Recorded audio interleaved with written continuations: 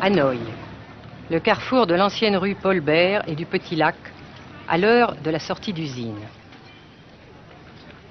Pas une seule voiture, mais beaucoup de vélos sur lesquels se déplace lentement, machinalement la foule des travailleurs, dans une régularité impressionnante.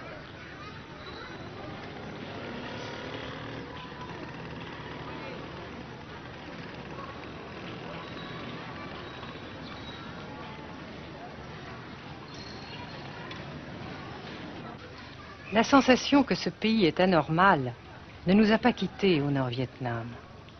Anormal d'abord parce que toute vie individuelle a disparu au bénéfice d'un effort collectif extraordinaire. Dirigé d'une main de fer à l'intérieur d'un dispositif de sécurité draconien. Anormal ensuite parce que dans ce pays coupé en deux depuis 10 ans, un grand nombre de familles vivent le drame de la rupture qui alimente à sa façon la guerre du Sud. Est-ce que vous pensez, Monsieur le Président, qu'il y a une solution militaire à la guerre du Sud-Vietnam? Non. Parce que vous savez que le peuple vietnam, c'est en un. Et le pays du Vietnam, c'est un. Les Américains ont fait une guerre d'agression, comme qui dit, c'est une guerre non déclarée.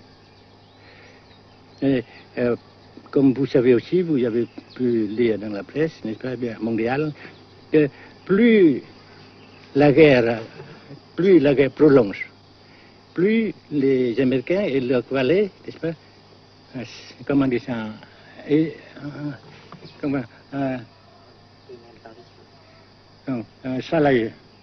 s'enliser, hein? Et plus ils supportent des échecs, comme vous savez récemment, n'est-ce pas?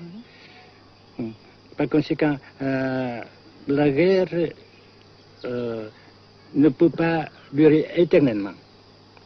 Et je suis très heureux que les politiciens haut placés français ont reconnu cela. Vous pensez que le général de Gaulle pourrait en quelque sorte, à un certain moment, arbitrer le conflit? Arbitrer, qu'est-ce que vous comprenez par le mot arbitraire? Nous ne sommes pas des équipes de football. Hein? Mais au-delà des accords de Genève, si je ne me trompe, une idée du général de Gaulle est la neutralisation de tout le sud-est asiatique. Est-ce que c'est une idée qui vous semble intéressante? Comme j'ai déjà dit quelquefois, c'est une idée intéressante. Mais ça dépend encore une fois de la volonté de ces peuples et la manière comment on procède à réaliser. C'est une grande question, n'est-ce pas?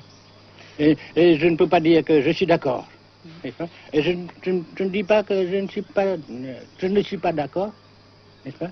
Mais parce que vous dites, par exemple, vous dites fleurs. Fleurs, il y a beaucoup de sortes de fleurs. Il y a des roses, et des blanches, des rouges, etc. Et il y a qui sont bons et d'autres qui ne sont pas bons.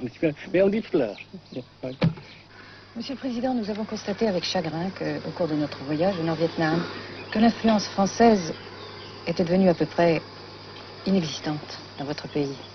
Les moins de 25 ans ne comprennent plus du tout le français. Et je me demande si, à votre idée, des rapports peuvent se rétablir tels que la France continue à jouer une sorte de rôle culturel ici. Avec la France, surtout, et avec tous les autres pays. Nous voulons avoir une coopération amicale, culturelle, économique, etc. Mais je suis sûr que vous ne voulez pas avoir, n'est-ce pas, que la France ait l'influence qu'elle avait avant. C'est une autre chose. Naturellement, c'est une autre époque. Mais coopération culturelle, économique, qu'est-ce qu'il y a encore, sportive par exemple, oui. etc., n'est-ce pas, nous le désirons. Si la guerre se cristallise au sud et se poursuit encore pendant quelques années, pensez-vous que l'avenir économique du Nord-Vietnam soit viable? Je suis sûr que c'est non seulement viable, mais ça progresse. Parce que vous avez vu vous-même, vous avez constaté vous-même qu'ici, nous travaillons beaucoup, notre peuple travaille beaucoup, avec abnégation, n'est-ce pas, et avec dévouement, avec enthousiasme. Et d'un côté, nous travaillons pour, comment dirais-je, pour, principalement, n'est-ce pas, de nos propres forces, et aussi nous avons, n'est-ce pas, l'aide fraternelle des pays socialistes, n'est-ce pas. Alors, nous, jusqu'ici et après cela, n'est-ce pas, nous avons déjà réalisé des progrès.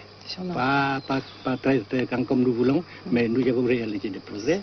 Et dans l'avenir, nous progressons de même. Mais vous mentionnez là l'aide des pays socialistes. Est-ce que cette aide ne s'est pas trouvée légèrement compromise à la suite du conflit idéologique entre la Russie et la Chine? Non, parce que ces questions, n'est-ce pas, différences idéologiques entre nos différents partis frères, c'est nos affaires intérieures. Ça passera. Et l'unité, ça se fera. Mais l'aide fraternelle continue et continuera. Et c'est très précieux pour nous. Bien sûr. Mais certains ont l'impression chez nous, Monsieur le Président, que le Nord-Vietnam se trouve actuellement assez isolé, asphyxié même, et que politiquement, il pourra difficilement éviter de devenir une sorte de satellite de la Chine. Qu'est-ce qu'on peut répondre à cela? Jamais.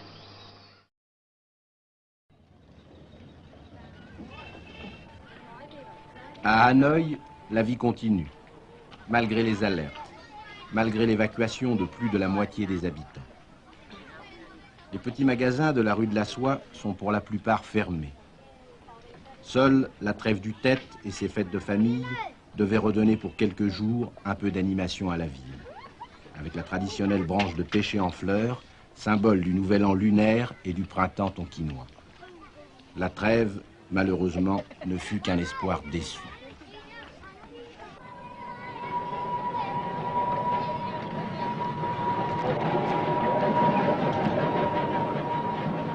Dans les rues, de grands panneaux de propagande donnent les informations de guerre, les statistiques officielles et quotidiennes des pertes américaines. Selon le gouvernement de la République démocratique du Vietnam, 1631 avions américains auraient été abattus au-dessus du Nord-Vietnam.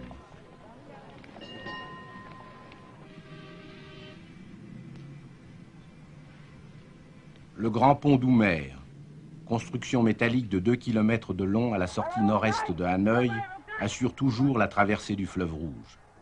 Sa sauvegarde est capitale. La défense antiaérienne du Vietnam, tant redoutée par les pilotes américains, dispose de nombreuses fusées solaires de fabrication soviétique. C'est la première fois que nous pouvons vous les montrer.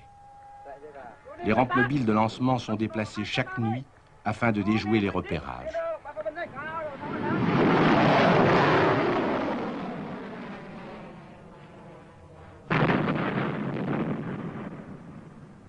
Selon les milieux officiels de Hanoï, 54 avions de l'US Air Force auraient été abattus en 1966 par la seule défense antiaérienne de la capitale.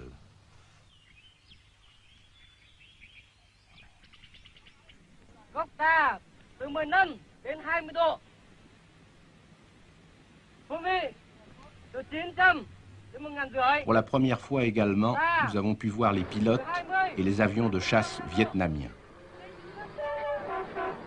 Pour la plupart, leur formation a été assurée en URSS.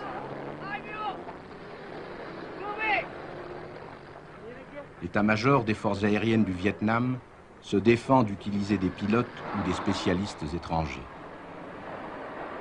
Les MiG-17 et 21 participent de plus en plus nombreux à la défense du Nord-Vietnam.